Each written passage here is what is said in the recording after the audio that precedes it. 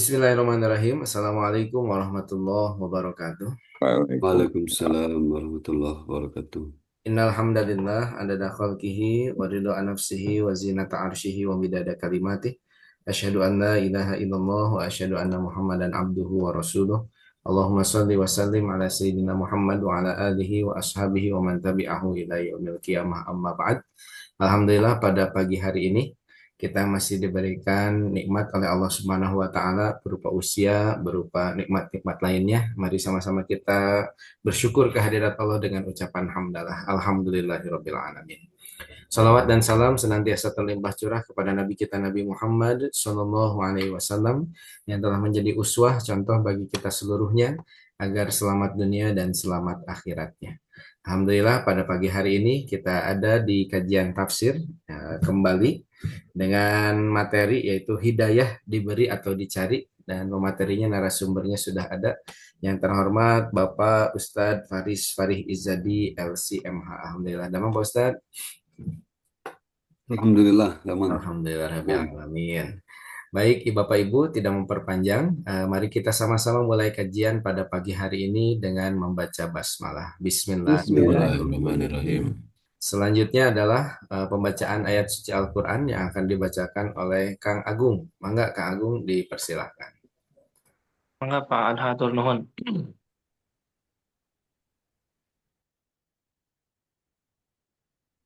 أعوذ بالله من الشيطان الرجيم بسم الله الرحمن الرحيم فمن يريد الله أن يهديه يشرح صدره للإسلام ومن يرد أن يضله يجعل صدره ضيقا هرجا كأنما يصعد في السماء كذلك يجعل الله الرجس على الذين لا يؤمنون. Aku berlindung kepada Allah dari godaan syaitan yang terkutuk dengan menyebut nama Allah yang Maha Pengasih lagi Maha Penyayang.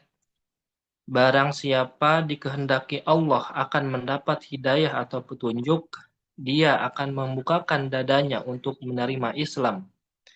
Dan barang siapa dikehendakinya menjadi sesat, dia jadikan dadanya sempit dan sesak, seakan-akan dia sedang mendaki ke langit. Demikianlah Allah menimpakan siksa kepada orang-orang yang tidak beriman. Shadaqallahul azim, maha benar Allah dengan segala firman-Nya. Tunuhun, Assalamualaikum warahmatullahi wabarakatuh. Waalaikumsalam warahmatullahi wabarakatuh. Sadaqallahul adzim wa sadaqa rasuluhun nabiyul habibul karim wa nahnu ala dzalika minasyahidin wa syakirin walhamdulillahirabbil alamin. Dan mohon Pak Agung atas pembacaan ayat suci Al-Qur'annya. Semoga di waktu yang berkah ini setelah subuh dan juga kita dibacakan Al-Qur'an, kita seluruhnya yang mendengarkan mendapatkan rahmat dari Allah Subhanahu wa taala. Baik, selanjutnya adalah langsung pemateri kita. Bapak yang terhormat Bapak Faris Farih Izadi LCMH di Haturanan. Mangga Pak Ustaz. Turun Pak Adha, saya izin ini ya share screen. Mangga. Udah kelihatan Pak? Masih loading. Nah, terus bacaan diagengan. Siap. Baik, Bismillahirrahmanirrahim. Assalamualaikum warahmatullahi wabarakatuh. Waalaikumsalam. Waalaikumsalam warahmatullahi wabarakatuh. Alhamdulillahirabbil alamin wa bihi nasta'inu ala umuri dunya waddin. Salatan wa salaman ala asyrafil anbiya'i wal mursalin wa ala alihi wa sahbihi ajma'in amma ba'du. Alhamdulillah, puji dan syukur mudah-mudahan selalu kita haturkan kepada Allah Subhanahu wa taala yang telah memberikan kita rahmat, karunia, nikmat sehingga alhamdulillah kita masih dapat menjalankan aktivitas kita sehari-hari termasuk kita mengikuti kajian tafsir mingguan di Fakultas Hukum. Kedua, salawat dan salam mudah-mudahan selalu kita haturkan kepada Nabi kita Muhammad Sallallahu Alaihi Wasallam, pada keluarganya, sahabatnya, tabiinnya, para pengikutnya, serta mudah-mudahan kita semua termasuk dalam pengikutnya Rasulullah Sallallahu Alaihi Wasallam yang terus konsisten ya untuk mengikuti ajaran-ajaran dari beliau. Baik, Bapak dan Ibu sekalian, insya Allah pada pagi hari ini kita akan membahas satu tema, kurang lebih judulnya, saya kasih judul ini, Hidayah dicari atau diberi. Tadi ayatnya sudah dibacakan oleh Pak Agung di surah Al-An'am ayat 125. A'udzubillahi minasyaitonirrajim.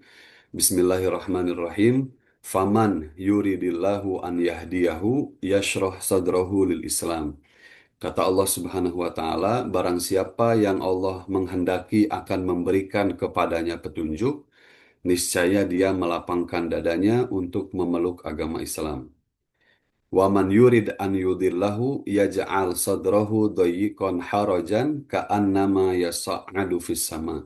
Dan barang siapa yang dikehendaki oleh Allah kesesatannya, niscaya Allah menjadikan dadanya sesak lagi sempit, seolah-olah ia sedang mendaki langit. Kadzalika yaj'alullahu rijsa 'alal ladzina la yu'minun.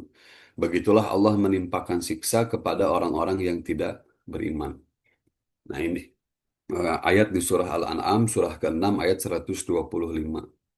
Nah, banyak para ulama menjelaskan bahwa ayat ini biasanya digunakan oleh orang-orang yang sesat gitu ya, atau orang-orang yang mengikuti hawa nafsunya, kemudian membebankan kesalahan tersebut kepada Allah Subhanahu wa Ta'ala. Nah, dengan dalih bahwa itu kan sudah menjadi keinginannya Allah. Nah, karena kalau kita baca di dalam ayat ini, seakan-akan hidayah dan kesesatan itu sesuai dengan kehendak Allah. Kalau Allah berkehendak memberikan hidayah kepada kita, maka kita akan menapaki jalan yang lurus gitu. Tapi kalau Allah tidak berkehendak atau Allah menghendaki kita kesesatan, nauzubillah, nah maka kita akan disesatkan gitu. Maka ada orang-orang yang mengatakan bahwa saya tidak dapat hidayah itu ya karena itu mah keinginan Allahnya begitu, atau saya melakukan kesesatan karena memang Allah mentakdirkannya begitu.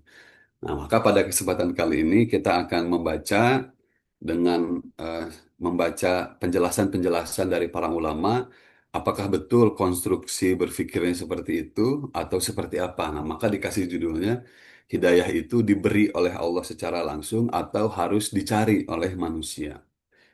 Nah, maka kita mulai dengan ini, ini kehendak dari Allah Subhanahu wa Ta'ala.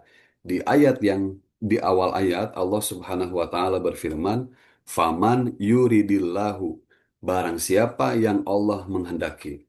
Nah, Syekh Ibnu Abi Iz Al-Hanafi, beliau dalam bukunya Syarah Akidah Thahawiyah menjelaskan bahwa kehendak Allah Subhanahu wa Ta'ala itu ternyata ada dua macam. Yang pertama namanya irodah kauniyah syar'iyah, kemudian yang kedua adalah irodah diniyah syar'iyah.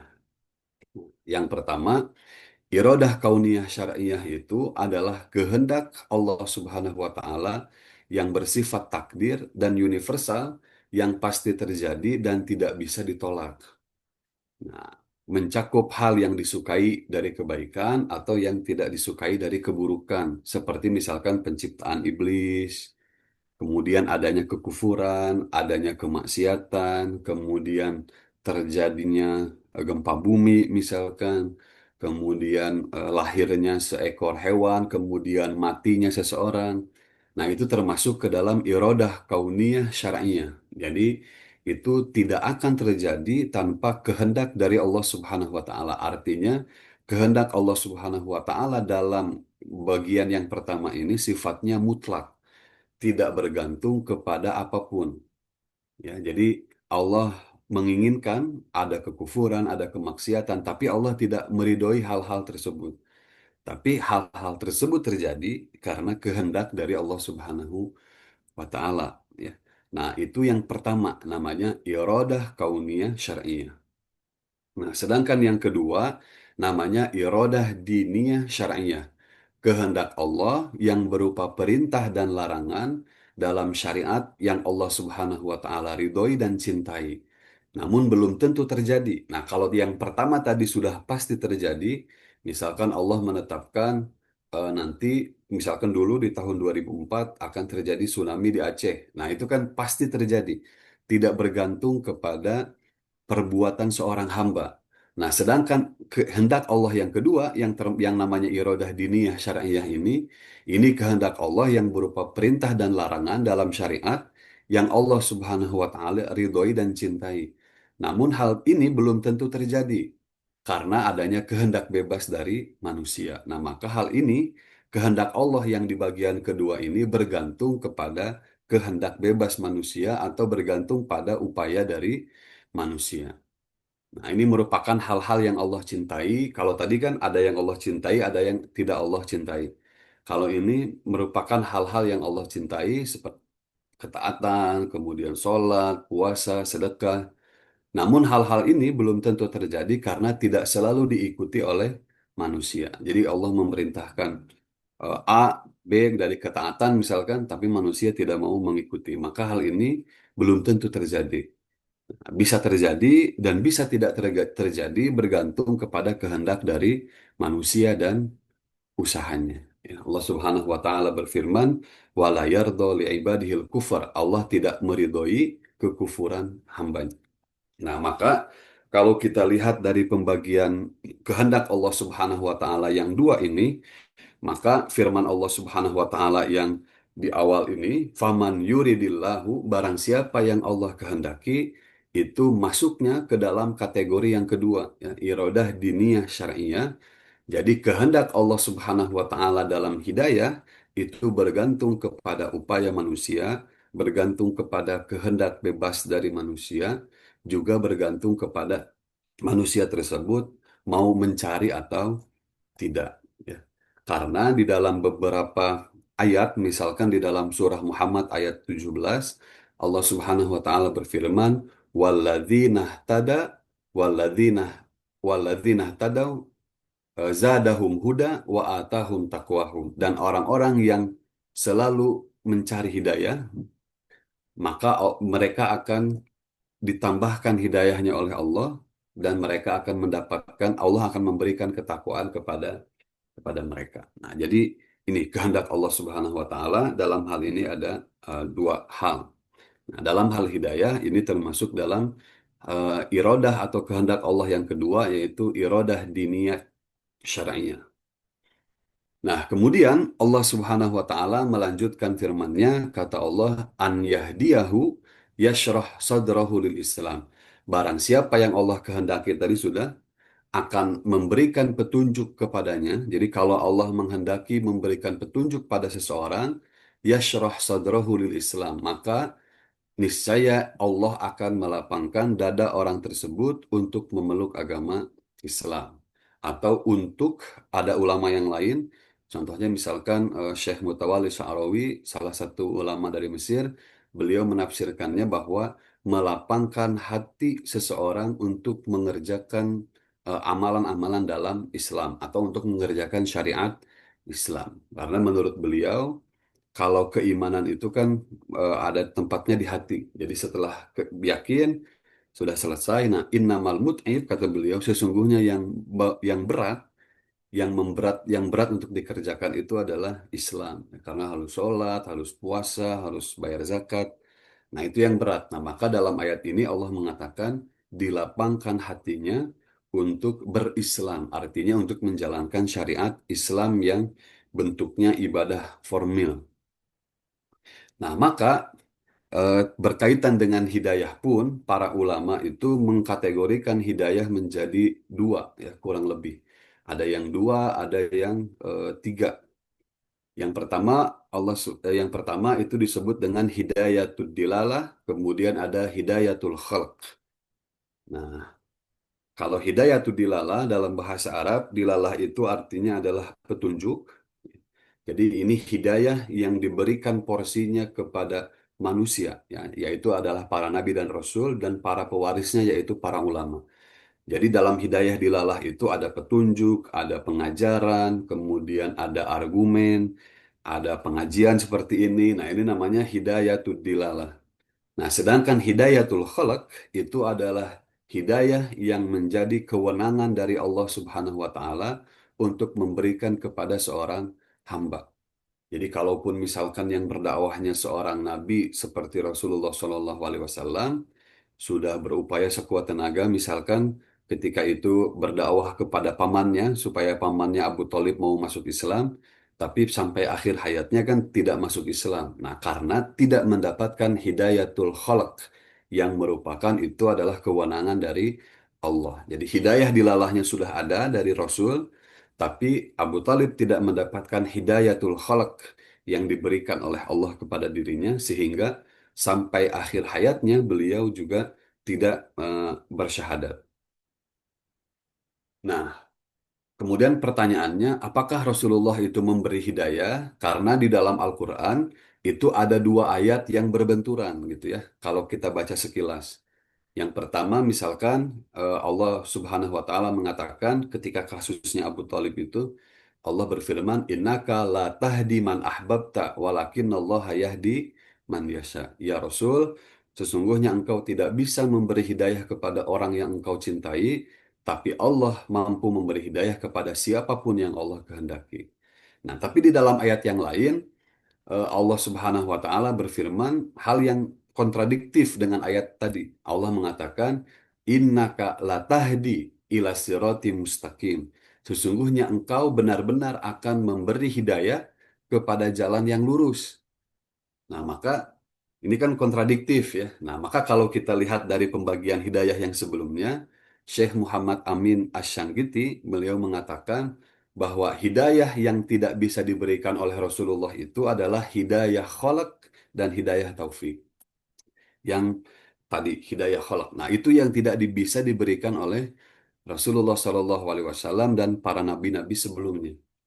Nah, sedangkan hidayah yang bisa diberikan oleh Rasulullah itu adalah hidayah dilalah, hidayah petunjuk kepada kebenaran. Nah, itu yang bisa disampaikan oleh para nabi dan rasul. Nah, maka pembagian hidayah tadi pun sebetulnya merujuk kepada ayat Quran yang tadi saya sampaikan, ya. Bahwa dalam ayat Quran tersebut, Rasul diposisikan bisa memberi hidayah, yaitu hidayah dilalah, tapi Rasul juga tidak bisa memberikan hidayah yaitu hidayatul khalaq dan hidayah taufik. Itu tidak bisa Rasulullah berikan kepada manusia. Nah, ini hidayatul dilalah. Hidayatul dilalah itu hidayatul bayan, penjelasan, kemudian hidayatul irsyad, petunjuk. Jadi penyampaian ya Allah berfirman ma'ala rasuli illal balag ya. Tugasnya para rasul itu kata Allah ya menyampaikan ya. Bahkan di dalam surat Ali Imran Allah mengatakan laisalaka minal amri syai'un aw yatuba alaihim aw yu'adzibahum gitu ya. Kamu tidak punya tugas sama sekali untuk mengasih taubat, untuk mengazab. Itu urusan saya kata Allah. Tugas para rasul itu hidayatul dilalah ya, menyampaikan aja. Jadi ini merupakan tugas dari para nabi dan rasul serta para pewarisnya. Siapakah pewarisnya? Pewarisnya adalah para ulama. Ya, kata Rasulullah, al-ulama warathatul anbiya. Para ulama itu adalah pewarisnya para nabi. Jadi setelah inqata al-wahyu, setelah wahyu berakhir, maka yang punya tugas untuk memberikan hidayatul dilalah itu adalah para ulama. Nah, ini yang tadi saya sampaikan di dalam surah Muhammad ayat 17. Allah Subhanahu wa taala berfirman, "Walladzina tadau zadahum huda wa atahum taqwahum." Dan orang-orang yang mendapat petunjuk akan ditambahi petunjuknya dan dianugerahi ketakwaan oleh Allah Subhanahu wa taala. Maka kata Syekh Ali Jum'ah dulu guru saya, tugasnya manusia itu adalah ihtidak. Nah, jadi ihtidak itu merupakan perbuatan manusia. Kalau dalam kamus bahasa Arab, ihtidak itu artinya ketika ada seruan, ajakan untuk ke dalam ajaran agama Islam, maka dia menyambut. Nah, itu namanya ihtidak. Kemudian diartikan juga mencari gitu ya, atau menyiapkan. Itu tugasnya manusia. Maka tidak itu artinya tadi ya, mencari-cari hidayah. Nah, sedangkan huda yang di dalam ayat ini zadahum huda, sedangkan huda itu perbuatan dari Allah Subhanahu wa taala. Jadi dia hak prerogatifnya Allah. Maksudnya huda di sini adalah huda taufik dan huda khalaq tadi, yang merupakan kewenangan dari Allah Subhanahu wa taala saja. Nah, ini yang kedua. Bagian yang kedua adalah hidayah khalaq wa taufik. Nah, ini kewenangan Allah Subhanahu wa taala mutlak. Dalam ayat yang tadi saya sudah bacakan, Allah Subhanahu wa taala berfirman, "Innaka la tahdi man ahbabta, walakinallaha yahdi man yasha." Jadi, kamu tidak bisa memberi petunjuk atau hidayah kepada orang yang engkau cintai, tapi Allah mampu memberikan hidayah kepada siapapun yang Allah kehendaki. Nah, jadi ini hidayah yang kedua yang merupakan hak kewenangan dari Allah Subhanahu wa taala. Nah, kalau Syekh Mutawalli Sya'rawi, beliau eh, menjelaskan juga bahwa hidayah khalaq wa taufik juga artinya adalah hidayatul ma'unah. Hidayatul ma'unah itu artinya hidayah pertolongan. Pertolongannya apa? Kata Syekh Mutawalli Sya'rawi, kalau seseorang sudah diberikan hidayah, hidayah ma'unah atau hidayah khalaq, maka Allah akan meringankan seseorang yang telah diberikan hidayah ma'unah untuk mengerjakan perintah-perintah Allah Subhanahu wa taala dan selalu merindukan untuk melakukan ketaatan. Ya, jadi beliau mengatakannya isyku ta'ah, cenah. Rindu kepada ketaatan. Nah, ini sampai kepada level itu kalau sudah mendapatkan hidayatul ma'unah, hidayah pertolongan dari Allah Subhanahu wa taala. Jadi beban-beban syariat itu, beban-beban taklif itu sudah tidak lagi berat untuk dikerjakan untuk orang-orang yang sudah dapat hidayah maunah. Nah, sedangkan hidayah taufik kalau secara bahasa ya, taufik itu artinya sepakat gitu. Artinya apa yang Allah inginkan dan apa yang kita inginkan itu sejalan dan Allah ridhoi sehingga yang kita inginkan dan Allah inginkan itu sama. Maka biasanya kalau apa namanya? hmm, Kalau setelah selesai bicara mau ditutup biasanya gitu. Billahi taufik wal hidayah war ridho wal inayah. Jadi taufik, hidayah, ridho dan inayah. Nah, inayah ini salah satunya adalah maunah. Ya.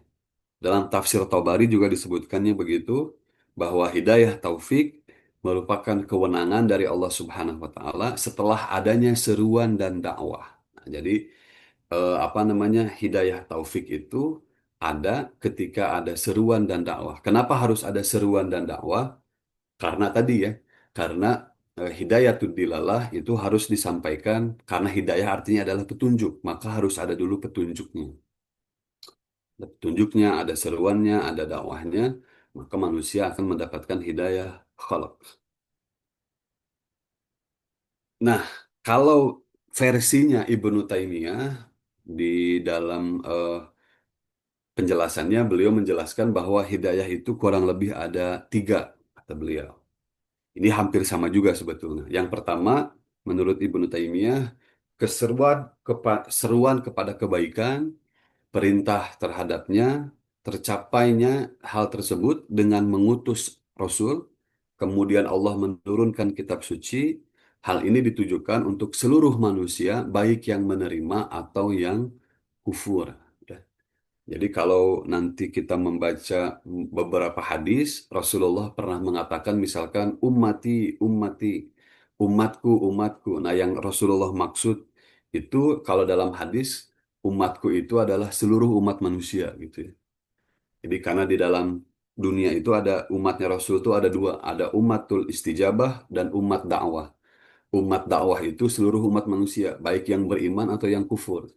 Sedangkan umatul istijabah itu adalah umat yang menjawab panggilannya, artinya umat-umat Islam. Misalkan dalam sebuah hadis Rasul mengatakan, sataftariku ummati ila bid'in wa sab'ina syu'bah, misalkan ya. Kata Rasulullah, umatku akan terpecah menjadi 70 sekian golongan. Nah, yang Rasulullah maksud dalam hadis tersebut bukan umat Islam terbagi menjadi 72 golongan, ayat NU, ayat Muhammadiyah. Nah, bukan itu. Tapi kata Rasulullah, umat dakwahku, seluruh umat manusia, yang baik, yang mukmin, yang kafir itu akan terbagi menjadi sekian 70 golongan. Nah, maksudnya itu. Nah, maka seruan ini juga sebetulnya ditujukannya tidak hanya kepada orang yang beriman, tapi juga kepada orang beriman dan orang yang kufur. Kemudian hidayah yang kedua menurut Ibnu Taimiyah itu penjelasan, dakwah, mengajak kepada kebaikan, mencegah dari kemungkaran, amar ma'ruf nahi mungkar, kemudian pengajaran dan pendidikan. Nah, kalau ini khusus untuk orang-orang beriman. Nah, yang ketiga itu al-huda namanya. Hudan yang tadi itu. Hidayah yang Allah Subhanahu wa taala tempatkan di dalam hati seseorang. Yang ini merupakan kewenangan dari Allah. Kalau tadi disebutkan sebelumnya itu disebutkan tadi namanya hidayah khalaq. Kalau menurut Ibnu Taimiyah beliau menyebutnya dengan kata al-huda. Nah, ini menurut Ibnu Qayyim al-Jauziyah, hidayah dari Allah Subhanahu wa taala itu penjelasan dan petunjuk. Kemudian datanglah setelahnya taufik dan ilham. Jadi penjelasan dulu, diberi petunjuk dulu, setelah itu datanglah taufik dan ilham. Ini sama dengan apa yang disampaikan di tafsir Tobari tadi ya. Kemudian penjelasan dan petunjuk hanya dapat disampaikan melalui para nabi dan rasul. Jika dua hal tersebut sudah tercapai, maka Allah akan memberikan hidayah taufik, memasukkan keimanan ke dalam hati seseorang, menjadikan seseorang cinta terhadapnya, serta menghiasi hati seseorang dengan keimanan, dan dijadikan keimanan itu mengakar di dalam hatinya. Nah, ini kata Ibnu Qayyim al-Jauziyah. Jadi, kalau keimanan itu sudah menyinari hati seseorang, jadi tidak tidak apa ya, tidak akan khawatir tersesat walaupun misalkan di sekelilingnya itu orang-orang yang kafir misalkan. Nah, ini eh, dalam kalau tidak salah dalam bukunya At-Thariq Ilallah gitu ya, ini Syekh Ali Jum'ah, beliau masih hidup ya, salah satu eh, mantan mufti Republik Mesir, beliau ya. Beliau mengatakan bahwa jalan menuju hidayah kepada Allah Subhanahu wa taala ada empat kurang lebih. Maka beliau mengatakan setiap manusia itu qobiliyah lil hidayah. Jadi punya potensi untuk mendapatkan hidayah. Mau yang bagel, mau yang jahat. Nah, semuanya kata beliau punya potensi untuk mendapat hidayah dari Allah Subhanahu wa taala. Nah, jalannya kata beliau yang pertama itu memahami hakikat penciptaan alam semesta. Ya. Karena di alam semesta itu terdapat banyak manifestasi atau perwujudan sifat-sifat Allah Subhanahu wa taala. Contoh sederhana misalkan dalam penciptaan makhluk-makhluk yang ada di dunia ini kalau kita perhatikan kan tidak ada yang kekal gitu ya. Orang sehebat siapapun meninggal gitu. Kemudian hewan sehebat apapun akhirnya menikmati gitu. Nah, sehingga kita tahu oh ternyata tidak ada yang kekal di dalam penciptaan. Nah, kalau kita semakin banyak bertadabbur terhadap penciptaan alam kata beliau, maka itu bisa menjadi salah satu sebab datangnya hidayah. Nah, yang kedua beliau mengatakan yakzoh. Ya. Yakzoh itu artinya sadar gitu ya. Disadar terhadap hal-hal yang ada di sekitar kita. Misalkan Allah memberikan kita nikmat, kita sadar terhadap nikmat tersebut, kita apa namanya? Kita pikirkan, kita telaah gitu. Kemudian pemberi nikmat, kemudian tentang waktu, kemudian kita sadar terhadap dosa serta kesalahan kita, kita bermuhasabah. Nah, ini juga menjadi sebab datangnya hidayah kepada kita. Kemudian kata beliau, segera bertaubat dari dosa, dari kesalahan. Kemudian aridho wa taslim. Jadi ridho dengan apa namanya ketetapan Allah Subhanahu wa taala, kemudian kita berserah diri kepada Allah Subhanahu wa taala, bertawakal, menyerahkan diri kita kepada Allah Subhanahu. Ini bisa menjadi jalan menuju ridhonya Allah Subhanahu wa taala. Nah, ini di dalam tafsir Al-Maraghi, beliau menjelaskan barang siapa yang berhak untuk menerima hidayah dari Allah Subhanahu wa taala akan dibukakan dan dilapangkan hatinya, maka tidak akan ada penghalang bagi dirinya untuk memandang segala sesuatu dengan cara yang benar terhadap tanda-tanda kekuasaan Allah Subhanahu wa taala. Sehingga ia bisa memperhatikan dan memahami kekuasaannya dengan cahaya hati nuraninya. Terkadang orang tidak bisa dapat hidayah itu karena hatinya tertutup. Karena dalam salah satu kitab tafsir saya pernah baca bahwa hidayah yang Allah berikan itu potensinya kan ada dalam diri kita. Ada hidayatul akal, hidayah panca indera. Nah ini fungsinya tadi untuk melihat tanda-tanda kekuasaan Allah di sekitar kita. Namun kalau misalkan tadi kita tidak dapat hidayah, maka itu akan terhalang. Akal kita terhalang, panca indera kita terhalang, hati kecil kita akan terhalang. Nah, ketika ayat ini turun, kata Al-Maraghi dijelaskan bahwa Rasulullah Shallallahu Alaihi Wasallam membaca ayat ini, kemudian para sahabat bertanya, ya Nabi Allah, bagaimana hati yang terbuka itu? Kemudian Rasulullah menjawab, Nurun yakzifu fi qalbil mu'min, fayan syarih fansyarah. Apabila cahaya menerangi hati seorang mukmin, maka hati tersebut akan terbuka dan lapang. Kemudian sahabat bertanya lagi, apa tanda yang demikian itu ya Rasulullah? Kata Rasulullah Shallallahu Alaihi Wasallam, al-inabatu ila daril khulud. Kata Rasulullah, menghadapkan diri kepada kehidupan negeri yang abadi, artinya siap-siap untuk pulang ke akhirat. At-tajafi, menjauhkan diri dari kehidupan negeri yang penuh dengan tipuan. Tajafi andaril gurur, kemudian mempersiapkan diri untuk mati sebelum kematian itu datang. Nah, jadi ini tanda-tanda kalau hati kita sudah terbuka, kata Rasulullah dalam hadis ini. Jadi yang pertama tadi menghadapkan diri kepada kehidupan yang abadi nanti di akhirat, kemudian menjauhkan diri dari dunia, dari negeri yang penuh dengan tipuan, kemudian mempersiapkan diri untuk eh, kematian sebelum kematian itu datang. Nah, kemudian kita lanjut ke firman Allah Subhanahu wa taala dalam lanjutannya, kata Allah Subhanahu wa taala, "Wa man yurid an yudillahu yaj'al sadrahu dayyqan harajan ka'annama yas'adu fis sama." Dan barang siapa yang dikehendaki Allah kesesatannya, niscaya Allah menjadikan dadanya sesak lagi sempit, seolah-olah ia sedang mendaki langit. Jadi dolal dalam bahasa Arab, dolal an yudillahu, artinya itu tersesat di jalan. Jadi nyasab kalau kata orang Sunda.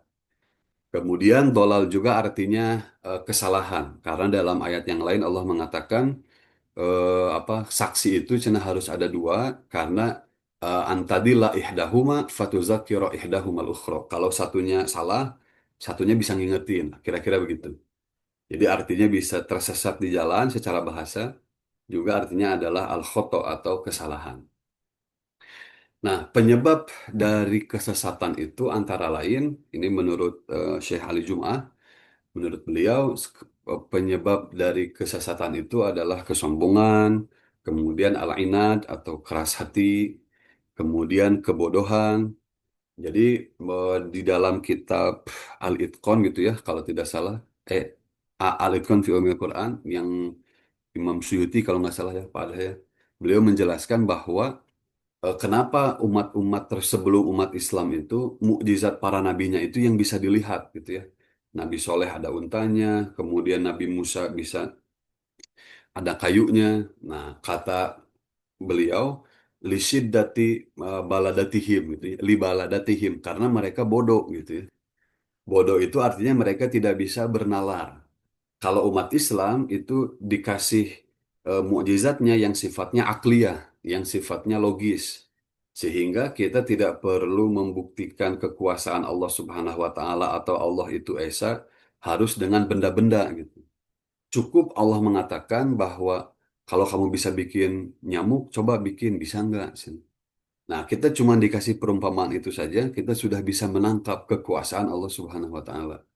Nah, tapi orang-orang terdahulu, orang Yahudi, kemudian orang-orang kaumnya Nabi Soleh, kaumnya Nabi Nuh, itu mereka harus dilihatkan dulu mukjizat yang bentuknya fisik sehingga mereka mau beriman. Kalau tidak ada itu mereka apa namanya bakal tersesat, mereka sesat terus.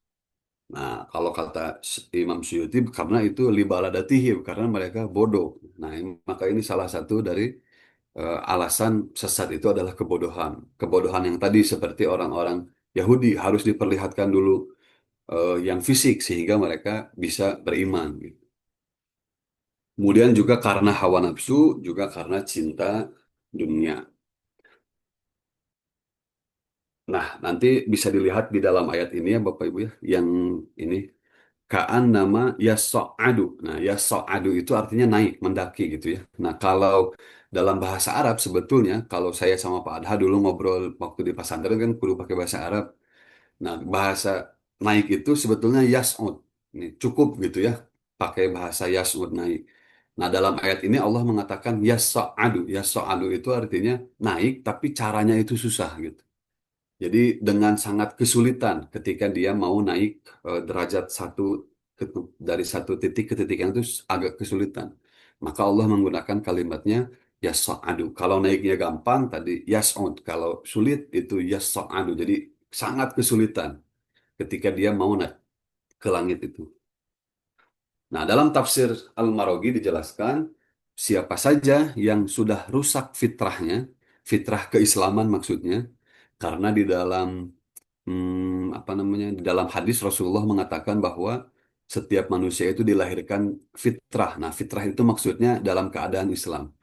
Maka di sini dia dijelaskan bahwa siapa saja yang sudah rusak keislamannya, keimanannya karena kesyirikan, kemudian jiwanya telah ternodai oleh dosa dan kesalahan, maka akan mendapati kesempitan di hatinya sehingga dia tidak mampu untuk memperhatikan tanda-tanda kekuasaan Allah Subhanahu wa taala dan ia akan kehilangan kesempatan untuk mendapat hidayah. Nah, ini dari tafsir Al-Maraghi. Jadi kalau orang itu sesat, memilih jalan sesat, maka hatinya akan sempit, hatinya akan sesak, sehingga dia kesulitan untuk tadi untuk memperhatikan tanda-tanda kekuasaan Allah karena bagi dia itu sangat berat gitu.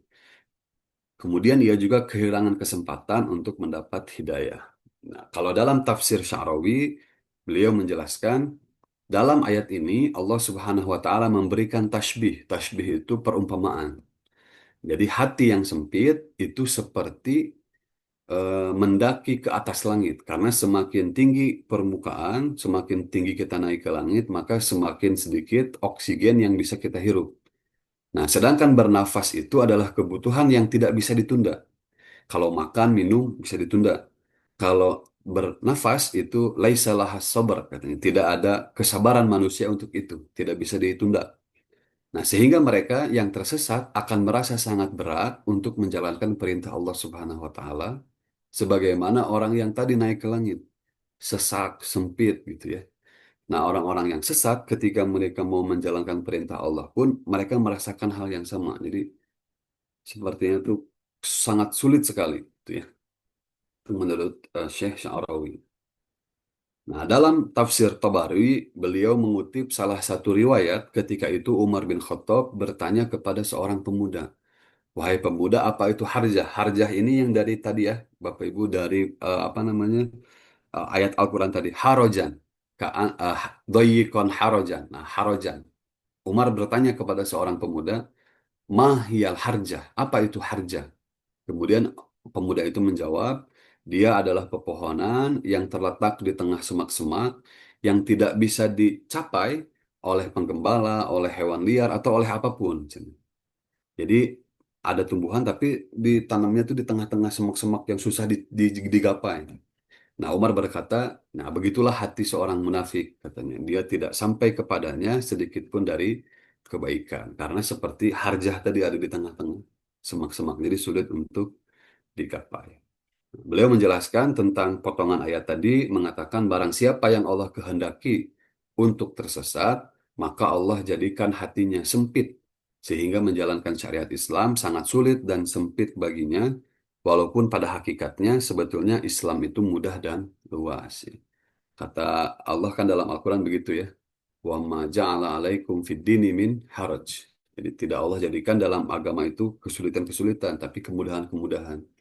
Jadi sudah semudah itu, tapi tetap mereka merasa sulit untuk mengerjakannya, menurut tafsir Tobari.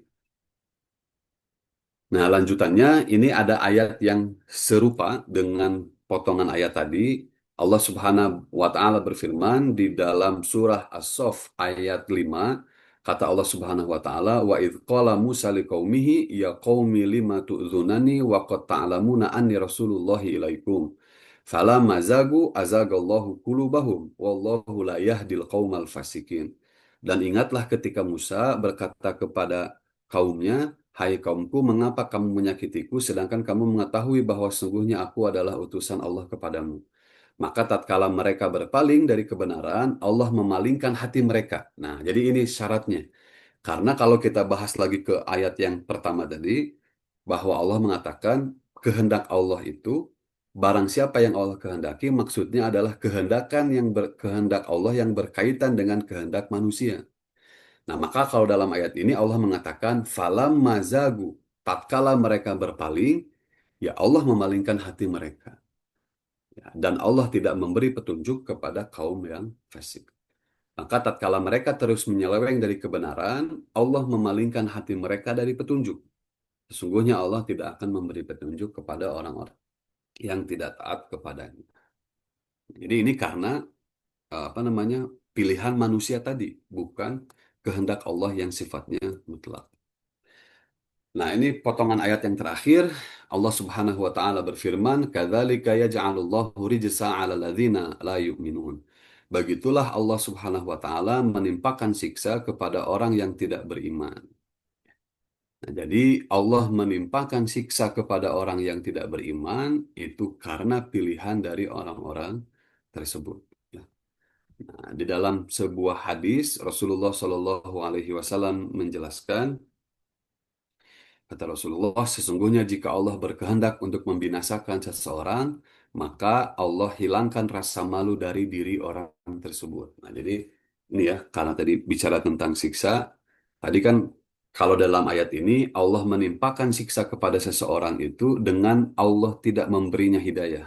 Nah, kalau dalam ayat ini Rasulullah Shallallahu Alaihi Wasallam menjelaskan bahwa ketika Allah ingin membinasakan seseorang, maka Allah hilangkan rasa malu dari dalam diri orang tersebut.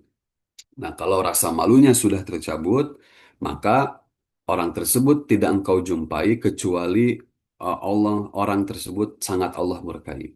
Setelah hilang sifat malunya, maka Allah cabut dari dirinya sifat amanahnya.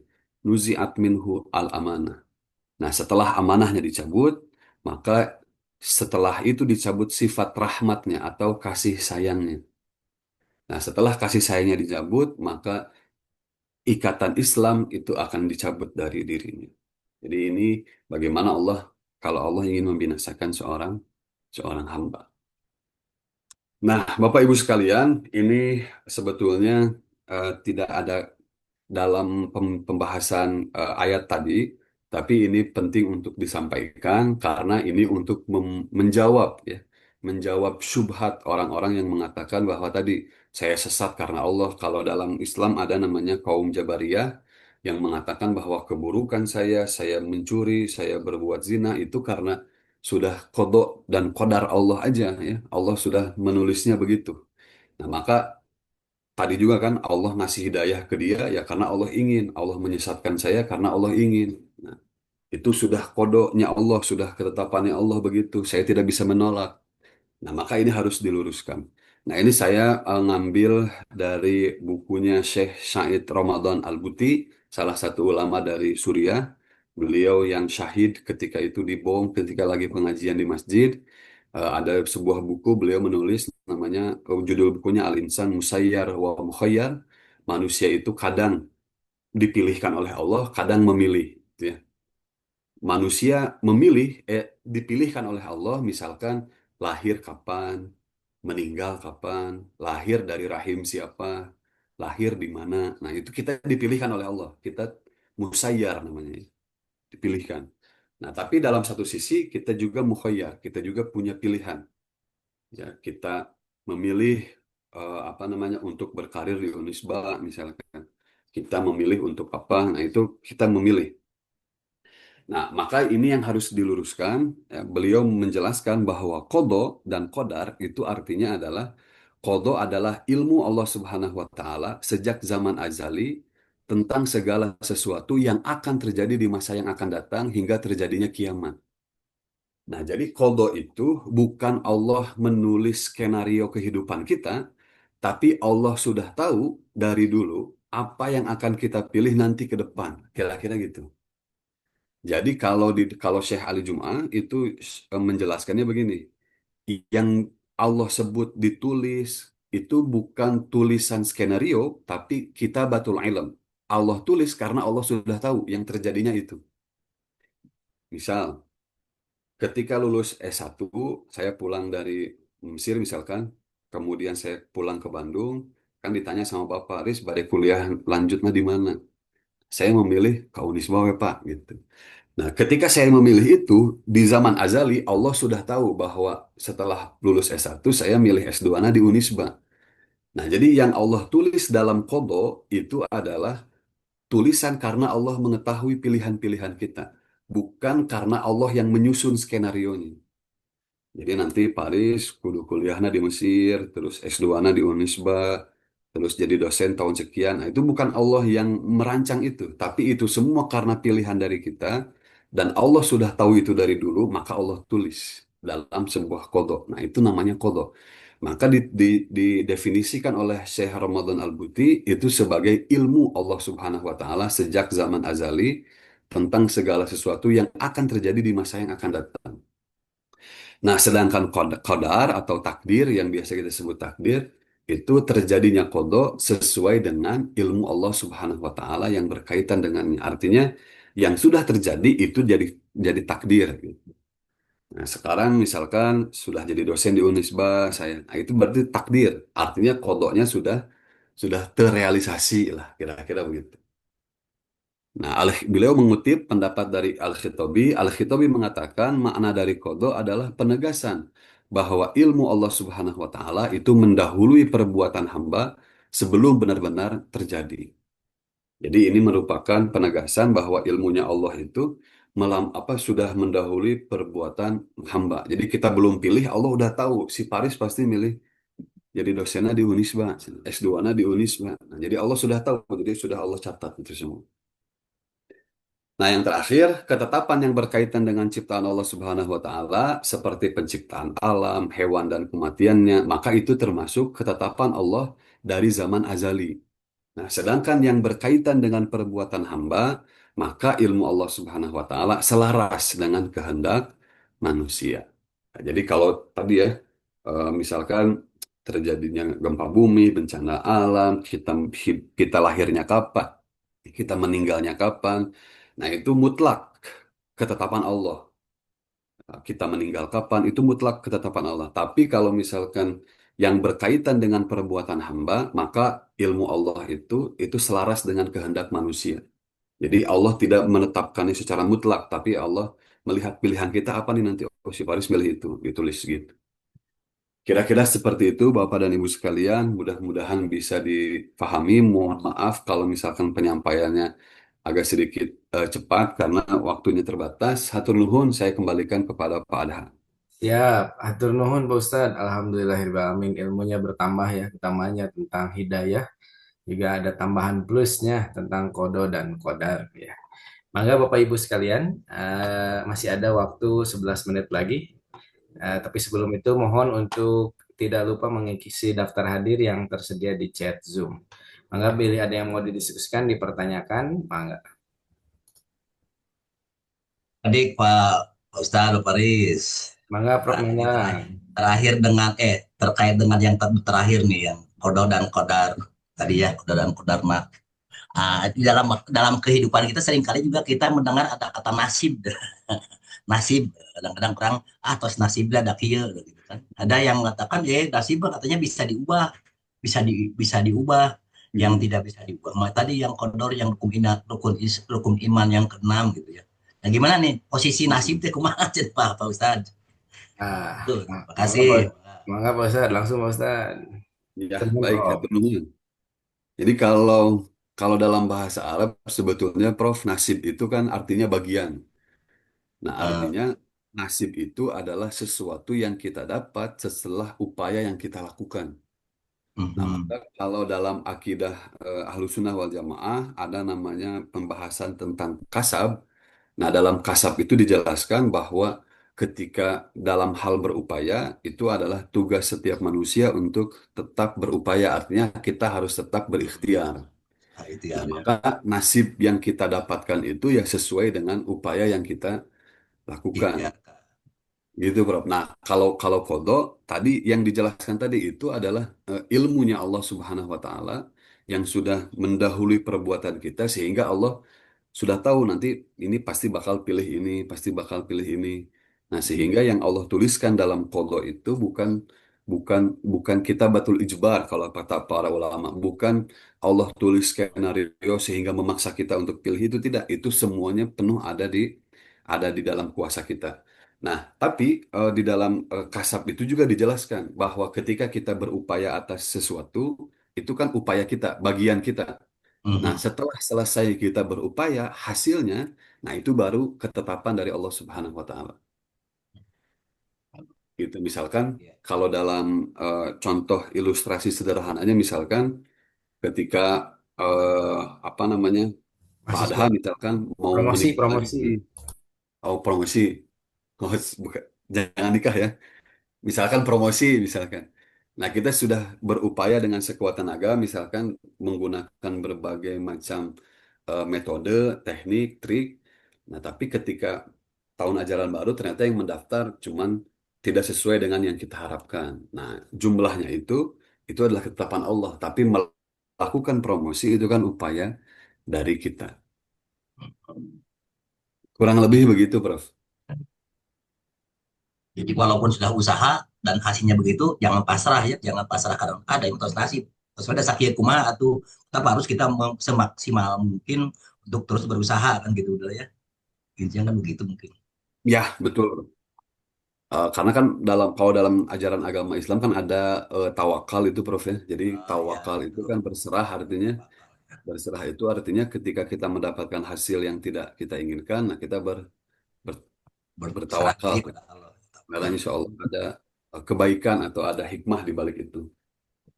Ah, Atur nuhun. ambu, Wih, ada ambu. nyenyak tuh. Nama Mangga, ambu. Bu, mangga.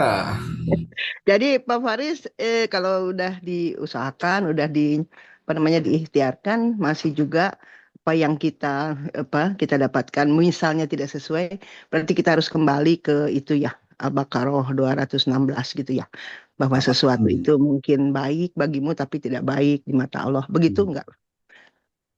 Ya, betul ambu. Hmm. Jadi Hmm. jadi terkadang kita kan apa namanya dalam berdoa juga begitu ya. Terkadang kita Iya. itu meminta sesuatu yang sebetulnya tidak kita butuhkan gitu. Hmm. Nah, Oh, maka, gitu. maka Allah Subhanahu wa taala kan memberikan sesuatu yang kita butuhkan sehingga kalau kita berusaha untuk sesuatu yang tidak kita butuhkan ya Allah tidak mengizinkan. Tetapkan tidak mengizinkan gitu ya. Hmm. Kalau Dan yang yang kedua, Pak betul Faris, tidak Pak betul Faris, Allah gitu. Ada Mangga, pertanyaan, boleh? Mangga, Ibu Prof. Prof. Iva, mangga. Prof. Iva. Tapi sebelum Prof. Iva ini ada Ibu Yayan, Pak Faris. Sebelum Mangga, izin ya Prof ya. Nah, mangga. Ibu Yayan, izin bertanya, Cina. Bagaimana agar apa upaya kita agar senantiasa diberikan hidayah? Secara Hmm. sebagai manusia seringkali mengulangi dosa. Karena hidayah itu hak prerogatif Allah. Apakah kita cukup berdoa saja sampai Hmm. Allah memberikan hidayah? Jazakallah Hmm. khair. Baik, terima kasih Ibu ya pertanyaannya. Tadi di sini sebetulnya sudah, ya ini dari Syekh Ali Jum'ah, beliau mengatakan bahwa jalan untuk menuju hidayah, karena tadi manusia itu bagiannya adalah ihtidak. Ihtidak itu artinya berusaha mencari hidayah gitu. Nah, maka eh, jalannya kurang lebih ini tadi, kita mempelajari hakikat penciptaan alam semesta, kemudian kita sadar terhadap hal-hal yang ada di sekeliling kita, baik itu nikmat, waktu yang Allah berikan. Nah, serta tadi kalau kita punya kesalahan, punya dosa, segera kita bertaubat, segera kita bermuhasabah. Nah, kemudian yang terakhir, ini Pak yang paling penting sebetulnya, kita harus ridho dan berserah diri kepada Allah Subhanahu wa taala. Kenapa ini yang penting? Karena banyak orang yang menggugat Allah Subhanahu wa taala sehingga susah dapat hidayah. Hmm. Jadi, wah, Oh, teu adil cenah ka saya Allah kasih Hmm. mah kieu ka saya kieu. Nah, sehingga Hmm. terus-terusan gugat Allah tidak ridho. Nah, itu yang bikin kita sulit untuk mendapatkan hidayah. Nah, jadi supaya bisa ridho, kita harus bahagia lah dengan apa yang Allah berikan kepada kita. Pengarasulah. Nah, Dulu mangga abdi karena sok cakap. dicarekan ke kampus sedang nganggo motor butut wae. Nah, padahal banyak yang naik angkot ambu lebih repot. Saya mah naik motor enak. Saya mau naik sepeda. Itu Mungkin jalan jauh kaki lebih Om. Pak Adhan. Prof Iva, mangga Prof Iva. Enggak. Eh, Bismillahirrahmanirrahim. Assalamualaikum warahmatullahi wabarakatuh. Waalaikumsalam. Per pertarosan abdi oge sami mengenai hidayah, Mhm. bahwa hidayah itu kan berbeda-beda untuk setiap orang. Misalnya ya untuk wali, untuk orang awam, dan tadi sudah disebutkan bahwa bagaimana untuk dapat mencapai hidayah yang baik. Nah, untuk kita-kita ini ya, eh, yang biasa sibuk dengan hal-hal rutin tugas kita, bagaimana supaya kita juga mungkin mohon contoh hidayah-hidayah itu ya. Kemudian kita bagaimana akan meraih tadi, walaupun ini sudah ada tadi disampaikan. Itu yang pertama. Yang kedua, pertanyaannya mengenai nasib. Nasib itu kan itu tergantung juga dari upaya kita sendiri. Jadi nasib itu seolah-olah bisa berulang-ulang begitu ya. Jadi tergantung dari, kalau kita sudah nasibnya misalnya sudah berobat yang sakit, sembuh tapi sakit lagi, berusaha lagi. Jadi berarti nasib itu kan bisa berulang-ulang begitu ya. Sampai kapan akhirnya nasib itu, padahal nasib itu adalah nanti final dari ketetapan Allah. Itu panginten, mangga. Ya, Wah, rada abot nih Pak Ustadz. Mangga Pak Ustadz. ya. Baik, saya coba. Saya jauh karena saya nggak bisa karena pertanyaannya sulit tadi kata Pak Adha, jadi saya ngutip-ngutip aja ini mah. Nah, jadi yang pertama ini Bu ya, kalau tadi saya ada penjelasan di awal bahwa hidayah yang bisa kita upayakan kan hidayah yang ini, hidayatud dilalah. Nah, hidayatud dilalah itu kalau menurut Ibnu Taimiyah, nah, ada seruan kepada kebaikan, kemudian perintah terhadap kebaikan tersebut. Nah, yang bisa dilakukan oleh kita ini di kategori yang kedua. Jadi kita bisa penjelasan. Penjelasan itu artinya kita bisa mencari ilmu tentang Islam. Kemudian ada dakwah, ada ajakan. Kemudian amar ma'ruf dan nahi mungkar. Kemudian ada ta'lim, pengajaran, ada pendidikan. Nah, maka insya Allah lah sesibuk apapun kita dengan menyempatkan untuk hadir di kajian-kajian seperti ini, itu insya Allah menjadi jalan kita untuk tadi ya mendapatkan hidayatud dilalah, hidayah petunjuk. Bisa juga, misalkan kalau sekarang kan sudah modern ada apa namanya YouTube, banyak di situ ulama-ulama yang memberikan kajian. Nah, itu juga bisa kita jadikan sebagai sebab ya, sebagai jalan untuk kita mencapai kepada hidayah dilalah yang bisa kita upayakan. Nah, kemudian yang selanjutnya tadi pertanyaannya kalau misalkan nasib itu apakah berulang atau tidak? Nah, maka sebetulnya yang harus kita definisikan kembali itu kan adalah nasib ya. Nah, kalau di dalam Al-Quran Allah mengatakannya ma asoba min musibatin famin nafsik wa ma asoba min hasanatin famin Allah wa ma asoba min musibatin ya pada ya ma asoba min musibatin famin nafsik. Jadi kalau yang menimpa kita itu kebaikan maka itu datangnya dari Allah. Kalau yang menimpa kita itu keburukan maka itu datangnya dari diri kalian sendiri. Kalau di dalam hadis-hadis yang lain Rasulullah menjelaskan bahwa penyakit dan lain sebagainya itu bisa jadi itu adalah kafaroh ya pelepur dosa-dosa kita. Maka bisa saja hikmah di balik penyakitnya berulang itu karena Allah ingin menyucikan jiwa kita misalkan sebelum jiwa kita pada akhirnya Allah kembalikan gitu ya, sebelum kita meninggal dunia. Nah, maka pernah ada satu perempuan sakit demam parah, kemudian sakit pusing, terus dia mengejek sakitnya. Jadi dia apa namanya tuh? eh Ya mengejek ya. Jadi mengejek penyakitnya itu. Terus kata Rasulullah, jangan cina.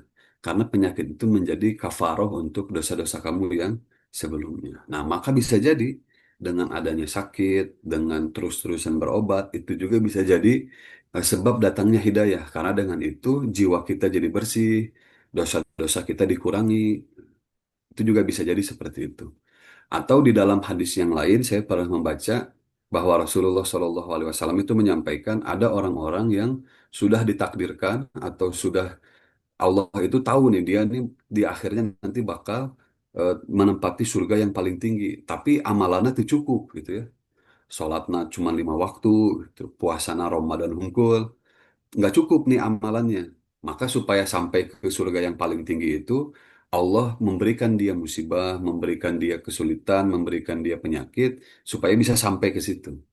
Nah, hal-hal yang seperti itu juga mungkin terjadi yang Rasulullah Shallallahu Alaihi Wasallam sampaikan. Maka apa namanya yang kita dapatkan di dunia ini atau yang kita alami di dunia ini itu pasti ada hikmah di balik itu semua. Nah, maka tugas kita sebagai manusia itu adalah dengan berhusnuzon kepada Allah Subhanahu wa taala. Karena Allah itu sesuai dengan prasangka hambanya kata Allah. Nah, kalau kita menganggap ini ada sebuah kebaikan, maka itu insya Allah akan ditulis sebagai kebaikan oleh Allah Subhanahu wa taala. Mungkin kira-kira begitu, Prof. Oh, Mohon maaf kalau Matur kurang. nuhun, tapi ayat patarosan seeutik Ya, deui. mangga Ibu. Upami intuisi ilham itu merupakan bagian dari hidayah juga. Ya, nah tadi kalau ilham itu, intuisi itu, ilham itu dia masuknya apa ya? Kalau kalau hidayah ini kan untuk menjalankan sesuatu Bu ya, Baikkan. untuk menjalankan taklif syariat. Nah, tapi ada juga seperti Ibnu Qayyim al-Jauziyah, beliau mengatakan kalau kita sudah dapat hidayah petunjuk, itu kita juga bisa mendapatkan ilham atau intuisi tadi gitu, Bu. Ya, jadi kalau Alhamdulillah hatur nuhun. menurut Ibnu Qayyim itu juga bisa kita dapatkan. Jadi ilham itu adalah salah satu bentuk dari hidayah dari Allah Hidayah. Subhanahu wa Ta'ala. Kalau dalam Al-Qur'an disebutnya milladun milladun alimin khabir ya Pak ada ya? Ya, apa laduni ya disebutnya Ya, ladung ilmu ladun.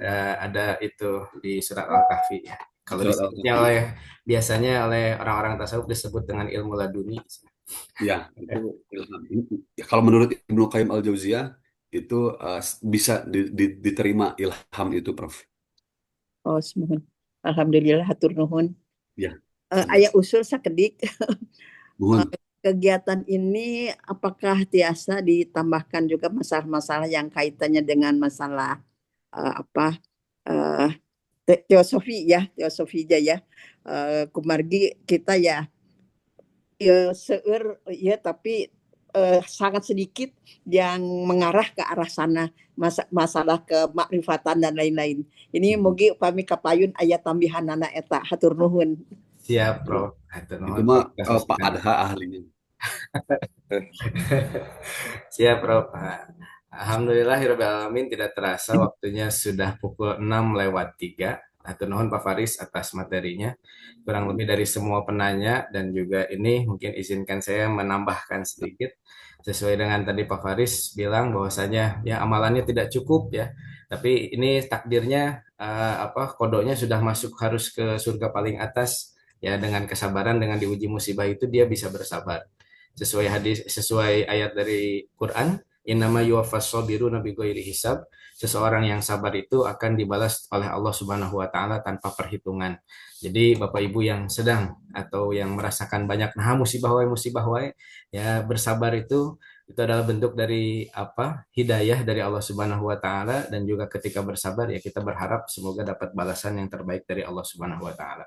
Terus kapan berakhirnya? Tambahannya ada di ayat-ayat lain, wa'bud rabbaka hatta ya'tiyakal yakin, dan sembahlah Allah, beribadah kepada Allah sampai datang keyakinan atau dalam bahasa lainnya adalah datang kematian. Jadi betul-betul kita berharap terus berusaha terus sampai ajal menjemput kita. Dan satu lagi, hidayah itu kalau dalam kata guru Bahit dari Kalimantan, itu seperti cahaya dalam hati. Kalau cahayanya itu terang, maka terlihat terang dan apa yang dilakukannya itu baik. Tapi kalau cahayanya redup, maka itulah yang menjadikan seseorang bisa bermaksiat walaupun sudah berkata-kata kalimat la ilaha illallah Muhammad Rasulullah. Begitu, terima kasih kepada Ustadz Faris atas materinya. Jazakumullah khairan katsira. Semoga kita seluruhnya dalam hidayah Allah Subhanahu wa taala. Selanjutnya untuk sedikit pengumuman dari Prodi, minggu ini adalah minggu online, maka Bapak Ibu sekalian untuk mengisi BAP dan juga mengisi menutup pertemuan atau menutup kehadiran di pertemuan 9 agar nanti bisa kami cek atau bisa di-approve sehingga BAP kita di Fakultas Hukum termasuk yang tinggi ya hasil pengamatan dari BPM-nya. Kemudian juga untuk yang ada di kuliah mohon juga untuk dijawab diskusi dari mahasiswa dan juga kalau misalnya ada tugas, ada kuis untuk dinilai ketika minggu tenang ini. Nanti minggu 10 masuk kembali seperti biasa.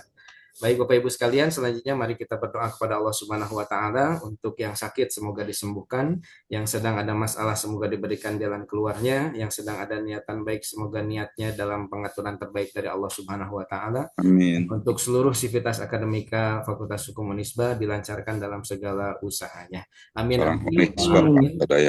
Kita tutup dengan bacaan doa kifaratul majelis. Subhanakallahumma wa bihamdika asyhadu an la ilaha illa anta astaghfiruka wa atubu ilaik. Atur nuhun kasadayana utamana ka Ustaz Faris. Assalamualaikum warahmatullahi wabarakatuh.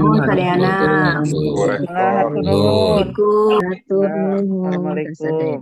Atur nuhun. Assalamualaikum.